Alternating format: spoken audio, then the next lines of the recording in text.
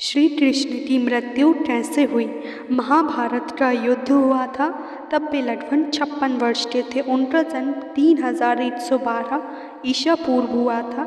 इस मान से 3200 ईसा पूर्व उन्होंने 92 वर्ष की उम्र में देह त्याग दी थी।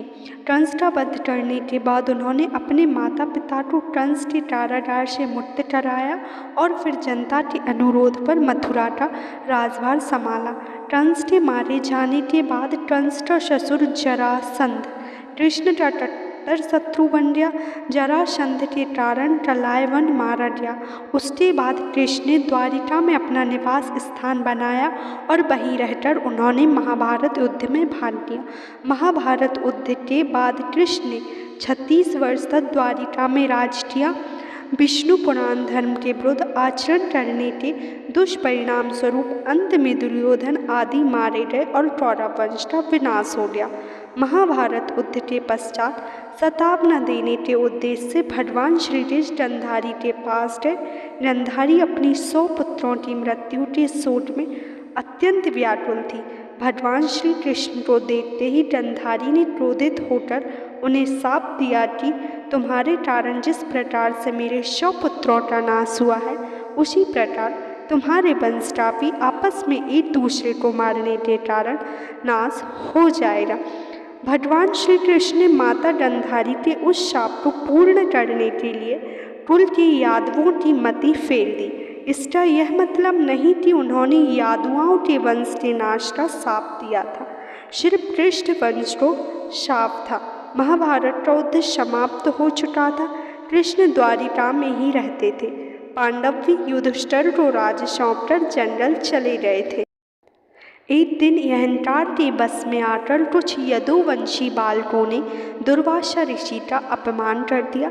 गंधारी बाद इस पर दुर्वासा ऋषि ने भी शाप दे दिया कि तुम्हारे वंश का नाश हो जाए। उनके शाप के प्रभाव से कृष्ण के सभी यदुवंशी भयभीत हो गए। इस भय के चलते ही एक दिन कृष्ण की आज्ञा से वे सभी एक यदु पर्व पर सोमनाथ के पास स्थित प्रभास क्षेत्र में आ गए। पर्व के हर्ष पे उन्होंने अति नशीली मदिरा पी ली और मत वाले होकर एक दूसरे को मारने लगे। इस तरह भगवान श्री कृष्ण को छोड़कर कुछ ही जीवित बचे रह गए। एक कथा के अनुसार संयाग से सांब के पेट से निकले मूसल को जब भगवान श्री कृष्ण की आज्ञा से रगड़ा गया था, तो उसके चूर्ण को इसी तीर्थ में तटकर फेंका गया था, जिसने उत्पन्न हुई झाड़ियों को यादवों ने एक दूसरों को मारना शुरू किया था। ऋषियों के श्राप से उत्पन्न हुई इन्हीं झाड़ियों ने तीक्ष्ण अर्थ शस्त्रों का कमाल किया और सारे प्रमुख यदुवंशियों का यहाँ विनाश हुआ। महाभारत के मौसल पर्व में इस युद्ध का रोमांचकारी विवरण है। सारे यादव प्रमुख इस गृह युद्ध में मारे गए। बचे लोगों ने कृष्ण के कहने के अनुसार द्वारका छोड़ दी और हस्तिनापुर की शरण ले ली। यादवों और उनके भोज्य गणराज्यों के अंत होते ही कृष्ण की बसाई द्वारका सागर में डूब गई। भगवान कृष्ण इसी प्रभाव क्षेत्र में अपने कुल का नाश देखकर बहुत व्याकुल हुए। वो वहीं रहने लगे। उनसे मिलने कभी कभी कभार युधिष्ठिर आते थे।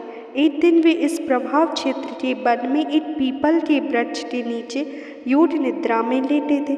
तभी जरा नाम के एक बहेलिये ने भूलवश उन्हें हिरण समझकर विषयुक्त बाण चला दिया, जो उनके पैरों के तलवों में जाकर लगा और भगवान श्री कृष्ण ने इसी को बहाना मानकर देह त्याग दिया। महाभारत युद्ध के ठीक 36 वर्ष बाद उन्होंने अपनी देह इसी क्षेत्र में त्याग दी।